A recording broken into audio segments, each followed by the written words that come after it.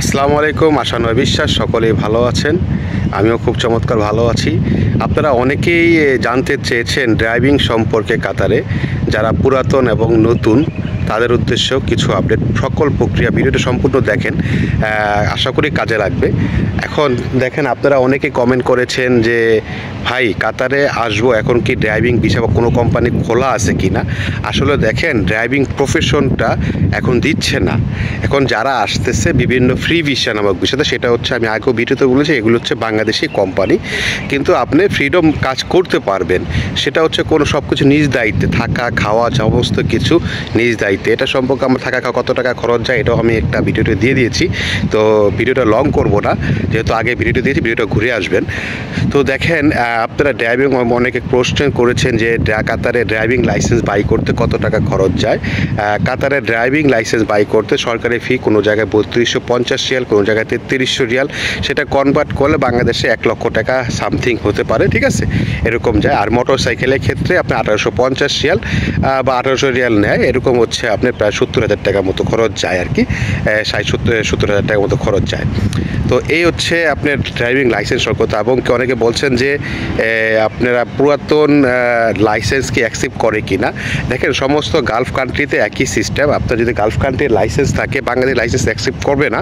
যদি লাইসেন্স থাকে সেক্ষেত্রে হচ্ছে কি আপনার পুলিশ ট্রাই দিতে হবে। যদি গালফের লাইসেন্স থাকে, পুলিশ ট্রাই মানে পুলিশ ট্রাইয়ের আপনি প্র্যাকটিক্যাল পরীক্ষা দিতে হবে সে পুলিশের। আপনার সম্পূর্ণ কোর্স করা লাগবে না, জাস্ট পুলিশ টেস্টটা আপনাকে দিতে হবে। সেটা অল্প একটা ফিস আছে, সেটা দিতে হবে 300, 400, 500 রিয়াল, 600 রিয়াল এরকম খরচ যায়। তো এটা হচ্ছে আপনি দিতে হবে, ঠিক আছে। মোটরসাইকেলের ক্ষেত্রেও সেম। এখন বিষয় হচ্ছে যে চাকরির ব্যাপার হচ্ছে আপনারা যখন আসবেন, দেখেন এখন যে ফ্রি ভিসাতে লেখা থাকে যে ম্যানেজার, ডাইরেক্টর, এগুলোতে আসলে হয় কি আপনি লিমুজিন ভিসাতে আসতেছেন বা অথবা ফুড ডেলিভারি ভিসাতে আসতেছেন, কিন্তু তাদের ক্ষেত্রে হচ্ছে কি তারা ওই প্রফেশনটা কিন্তু ঠিকমতো পাচ্ছে না। সেক্ষেত্রে হয় কি আপনি যে কোম্পানিতে আসতেছেন সেই কোম্পানিতে আপনি চাইলে করতে পারবেন, একটা ওয়ে আছে, তারা ওই সিস্টেমটা করে আপনাকে জব দিতে পারে। কিন্তু লিমুজিনে কিন্তু বর্তমানে কিন্তু আপনার ওভার পারমিট দিচ্ছে না, তারপর অনেক সংকট, ওভার পাচ্ছে না, একদম সীমিত বললে চলে, না বললেই চলে। এটা হচ্ছে একটা বিষয়। ওভার না পেলে আপনি লিমুজিন কীভাবে চালাবেন, বাড়িতে কাস্টমার পিক করা অ্যালাউড নাই। আর হচ্ছে আপনার এই যখন আপনার সফটওয়্যারের মাধ্যমেই করবেন, আবার রেজিস্ট্রেশন যেটাকে বলি আমরা পারমিট, হ্যাঁ, নেম প্লেট, হ্যাঁ, একটা লিমুজিনে কিন্তু আলাদা নেম প্লেট। এটা ইতিমধ্যে কিন্তু কাতার গভর্নমেন্ট কিন্তু এটা বছরখানেকের ওপরে হবে এটা চালু করে ফেলেছে। তো এই জিনিসটা হচ্ছে কি আপনার আগে যখন একটা নেম প্লেট থাকতো, যেগুলো প্রাইভেট নেম প্লেট থাকতো, সেটা কিন্তু এখন বন্ধ করে লিমুজিনের ক্ষেত্রে আলাদা নেম প্লেট শুরু করেছে, লিমু, হ্যাঁ, লিমু নাম্বার প্লেট করা হয়েছে। সেই নাম্বার প্লেট কিন্তু দিচ্ছে না সরকার, সেটা না দিলেও কিন্তু আপনি কাজ করতে পারবেন না, ঠিক আছে। তো এইগুলি মাথায় রাখবেন। আর বিভিন্ন জায়গায় যারা আছেন আপনারা সরকারি অনেক জায়গায় আপনারা আসতেছেন ফ্রি বিষয়তে, যে ড্রাইভিং বিষয়ে লাইসেন্স আছে, আপনি ট্রাইতে লাইসেন্স করবেন, বা কাতারের লাইসেন্স আছে বা অন্য দেশের লাইসেন্স আছে, আপনারা আসতেছেন, আইসা চিন্তা করতেছেন যে জব একটা পাবো ইনশাল্লাহ। এখন জবের কিন্তু অনেক সংকট, এখন খুব একদম অনেক সংকট জবের, জব পাওয়া যাচ্ছে না সব ক্ষেত্রেই, সব ক্যাটাগরিতে জবটি নাই। তো হাউস আপনি ড্রাইভিং করতে পারবেন, কাতারিটা যখন রাখে, কাতারে হোক যেখানে হোক, আপনার ফ্রি বিষয় যেটা, তো সেটাতে আপনি জব করতে পারবেন। সেটা বিষয়টা হচ্ছে আলাদা, তাদের আন্ডারে আপনি জব করতে পারবেন। আর বিভিন্ন কোম্পানিতে যখন আপনি জব করতে যাবেন সেক্ষেত্রে কিন্তু আপনার একটু ঝামেলা হবে, আপনার বিষয় ক্যাটাগরি মিল না থাকা করে আপনাকে পারমিট নিতে পারবেন না। হয়তোবা 6 মাস এনওসি সিস্টেম করে বিভিন্ন কোম্পানিতে আপনি জব করতে পারবেন, ফুল এনওসি নিয়ে তারা জব দিবে না, ঠিক আছে। তো 6 মাস এনওসি নিয়ে আপনি যখন জব করবেন সেই ক্ষেত্রে আপনি করতে পারবেন, কিন্তু সেক্ষেত্রে কিন্তু জব পাওয়া যাচ্ছে না।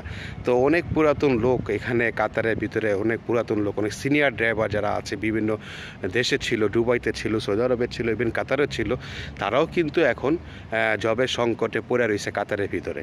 তো এইগুলি হচ্ছে মনে করেন যে আপনি নিজ দায়িত্বে আসবেন, বর্তমানে সিচুয়েশন অথবা জানেন না আপনারা থাকে। আর বিষয়টা হচ্ছে কি, আর আমি আরেকটা বিষয় হচ্ছে যে বাংলাদেশ থেকে যারা আসে কাতারের ভিতরে, এটা হচ্ছে মনে করেন যে বিভিন্ন টাকা পয়সা খরচ চলে যায়, এখন অতিরিক্ত টাকা নিচ্ছে। যে এটা কেন যাচ্ছে, কেন খরচ যাচ্ছে, এটা আমাদের বাংলাদেশ সরকারের কিন্তু এটা কিন্তু দেখা উচিত, ঠিক আছে, এটা দেখা উচিত।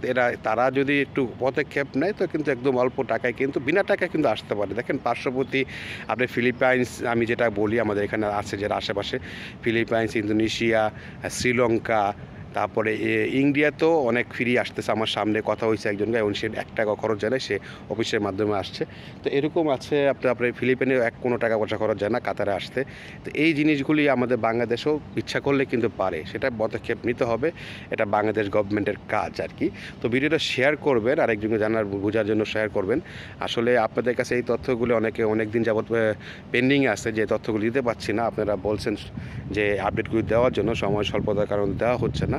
তো আশা করি আপনারা বুঝতে পারছেন ড্রাইভিং লাইসেন্সে কত টাকা খরচ যায়, এবং কি কাজের যে ব্যবস্থাটা সেটা আপনারা কিভাবে করবেন, সেটা আপনাদের দক্ষতা এবং কি আপনাদের চেষ্টায় হবে। কিন্তু এভাবে আপনি ডাইরেক্টলি কোনো জব পাবেন না, ঠিক আছে? আগের মতো অ্যাভেলেবেল না যে আপনি সিবি তৈরি করলেন আরেক জায়গায় দিলেন হয়ে যাবে, এরকম আপনি এরকম আছে যে 50টা 100টা সিবি এক জায়গায় দেওয়ার পরে আপনার তো এক জায়গায় জব হইতে পারে, এটাও কি পারমেন্ট পাবেন না। এই সমস্ত বিষয়তে বর্তমানে যারা আসতেছেন পারমেন্ট হবেন না, কিন্তু আপনার 6 মাস করে এনওসি নিয়ে কোম্পানি থেকে নিয়ে করতে হবে।